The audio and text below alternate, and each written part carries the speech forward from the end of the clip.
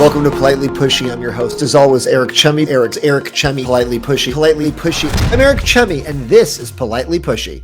Welcome to Politely Pushy. I'm your host, as always, Eric Chemi. Today, we are celebrating Bospar's 10-year anniversary as we come to the end of the 10-year anniversary year. I remember the firm starting in 2015, and here we are at the end of 2025. So 10 years fully, completely in the books. That calendar year ends. So I'm joined by the original people who've been here the entire 10 years with, Tom, Chris, and Curtis. Thanks so much for joining me today. I don't know how we got all of us at the same time on our calendars. Everyone's so busy. I'll start with Chris, the Bo and Bospar.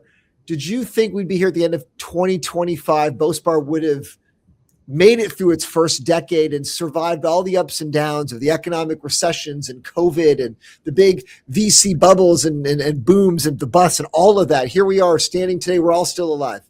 It's been a heck of a 10 years, hasn't it? Yeah, I think we when we started Bospar, we were thinking Bospar forever, and that's the kind of ride that you're always getting if you're in the tech business. So a lot has happened to us, but I think you can define us by where tech goes. That's where Bospar is always riding the wave right in front of it. So it's been exciting, but it's all felt just like it should have felt. When you all started, I'll send this to Curtis. When you started, what was the goal? Was the goal, hey, in 10 years, I want to have a certain size or certain revenue, a number of clients, a number of employees? Did you have a goal, or was it just so overwhelming at the beginning that it's just, let's just try to get through the first year? I think it was a bit more of the overwhelming and let's just try to get it through the first year. And we, at that time really had our heads down about making sure that we were getting the work. And the thing is that once we announced this new company, our clients came out of the woodwork from all different places to work with us. And so it was really kind of a gold rush, if you will, about how our company was going to grow. And so we were so caught up in the momentum and so caught up in what was happening to us that we didn't really seem to think, oh, we'll be here 10 years, we'll be here 20 years. We were just thinking about how can we capture all this new business and all this excitement. I think part of it was that we were thinking about ways that we can offer a more capable service. I mean, the three of us have been together even longer than the 10 years, and we came from a larger agency, which in many ways was less capable than what we are able to be because we are directly involved in the client work, and we are able to deliver the senior level work every day. And so I think that's one of the driving forces where we thought, gosh, we really need to do this. Point is a really good one. When we first started, all our clients and former clients were like, oh my God, we have to have been working with a big firm to get a little of you. Now you will be literally our client contacts. That's pretty amazing. And really that stayed the theme of Bospar for the last 10 years. I mean, we're, as an organization, as flat as it comes, and we love the business and doing the client work as much as we did the day we walked into it. What is that challenge of keeping that touch from the leadership? So you have to keep it small enough to do that, but you want to grow the business, but you don't want to turn it into one of these giant globo mega companies where all of a sudden leadership's not actually involved in any of the clients. How do you find that balance? Anyone? Well, I'll go first. I think actually the size that we're at now, which I guess is okay to say, we're, in excess of 12 million a year, which is a lot of space to be able to have people of all kinds of skills and talents to bring together. But at the same time, I mean, if you have a good team, it's really easy to stay completely involved, whether it's regular team meetings with the client and internal or just the power of virtual. I mean, it's much easier to stay close to your clients virtually in our environment than it ever was in bricks and mortar.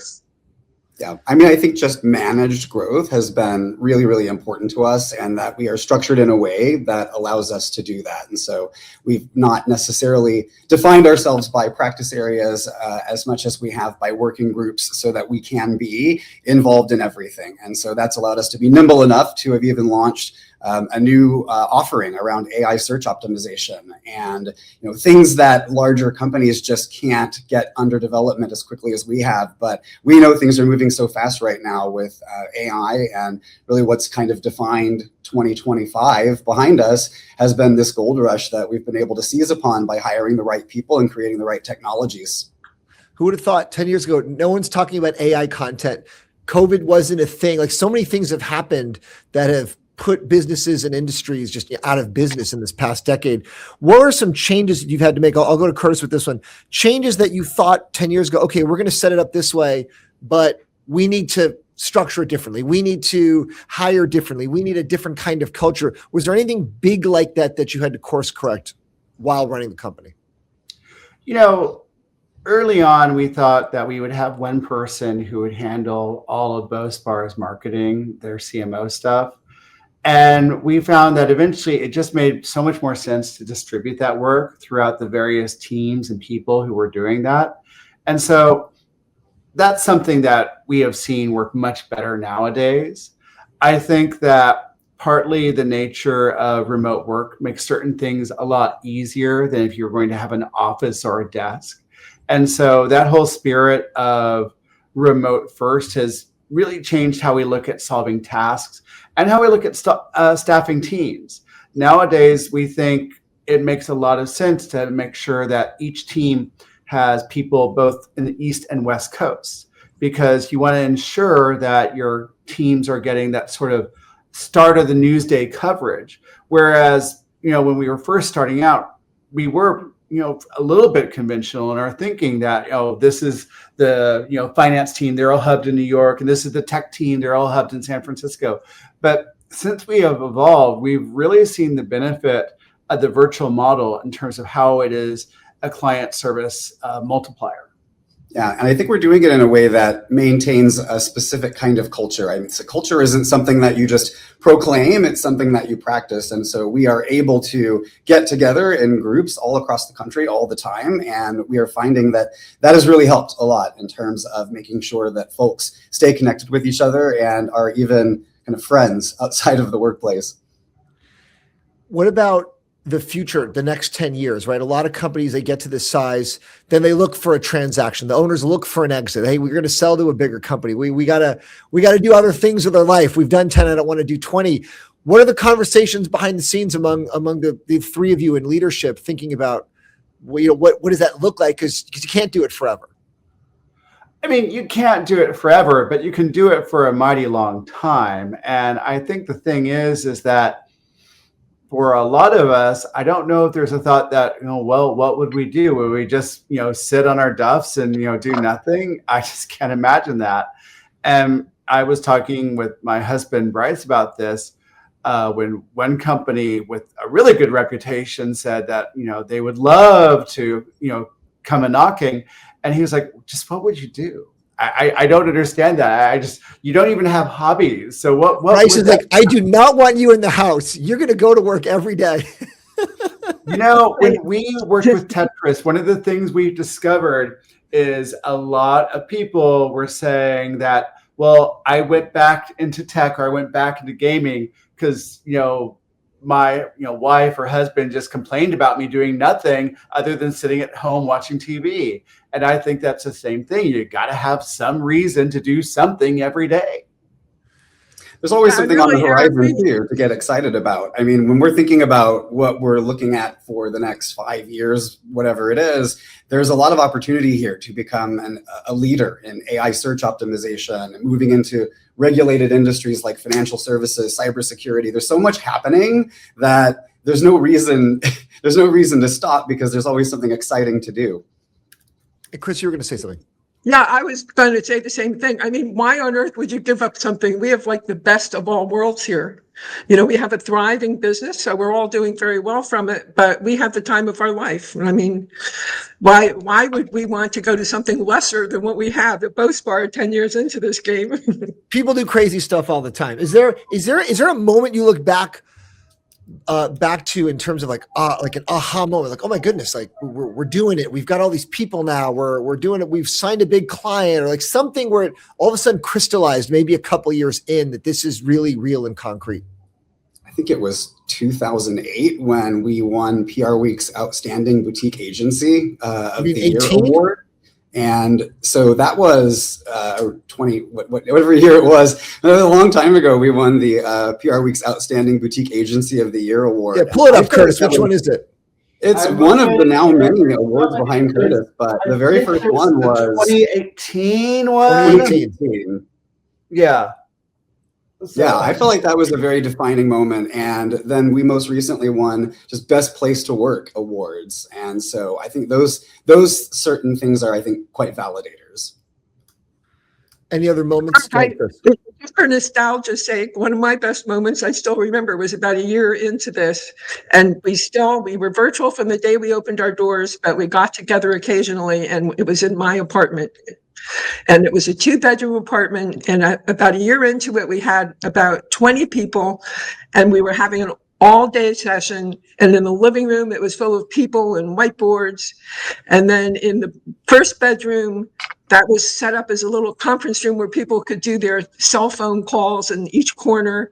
And in the other bedroom, we had a photographer taking our pictures because we had never put any staff pictures on our website yet. And that was the entire apartment. Every room of it was just brimming with Bospar mushrooming here. And we've had many wonderful experiences, but that to me will always encapsulate what we are. And it still feels that way. It still feels as good as it did that day. Curtis, what about you? A moment that stands out? I know you showed us the PR award. Is there any other moments that stand out for you? Well, the whole reason we started winning awards was when we were in a new business presentation and someone said, I don't know, I need my agency to swap ideas at the water cooler.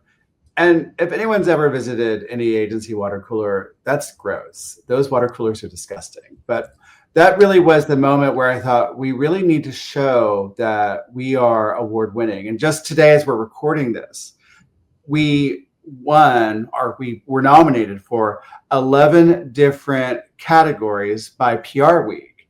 And we are keeping up with some of the biggest agencies in the world who are hundreds of times larger than us.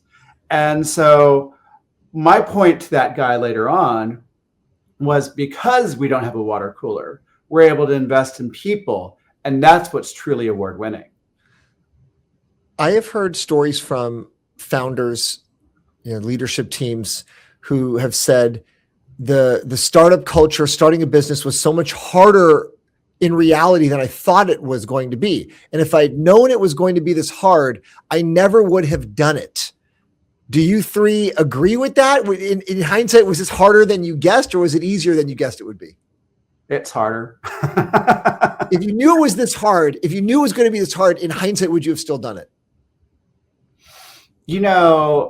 I was interviewing for a job at Real Chemistry, or the previous name of its previous iteration.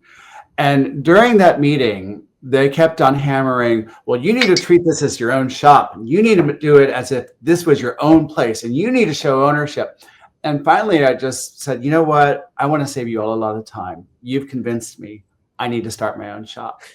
And I think we should just leave this interview here, and I'll just, let you find someone else. And did you really do that? Did you just say that and walk out?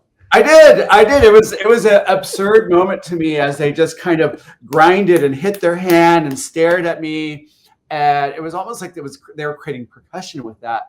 And so after that, I called the team and said, I think we should do this. And so I'm not going to sugarcoat it and say that it's easy, because it's not. And when you're starting out, everything is a big deal. Whether you're on a different, call and someone's calling you, someone might interpret that as, oh, you don't have enough bandwidth, where you might have a calendar invite and the Zoom line is not correct. Oh, well, that might signify that you don't have the technology. When you start out, everything is a signal for something bigger. And sometimes that something bigger is merely your own fear or insecurity. But to say that it is a walk in the park or it's really easy is frankly silly, because there are so many things about starting a new business that you don't know until you do it. And then as you're doing it, you're needing to create the muscle memory and the procedures so that you can do it the next day and do it easier and get other people to do it too. Doing a podcast like this as a new business would be quite daunting because there would be all these other things to do. But because Tom, Chris, and I have created a rich team who has muscle memory as well, we're able to do things like this. And that's what really makes a company like this magical, is we're able to scale because we have a lot of trust with each other. And we've also brought up a lot of people to be as politely pushy as we are. Politely pushy. Any other final words from Chris or Tom, or does everyone need to get back to work? I would just say that creativity beats size every time. And so I'm proud that we've been able to work together for so long as we have, and that we're also still directly involved in everything we do. Yeah, and I would just say, yes, it's hard. And especially hard was, we wrote the book on virtual. Okay, we're probably still the only agency of size that is 100% virtual. That has taken work every minute that we are awake, thinking about how you do business in that model to deliver the best.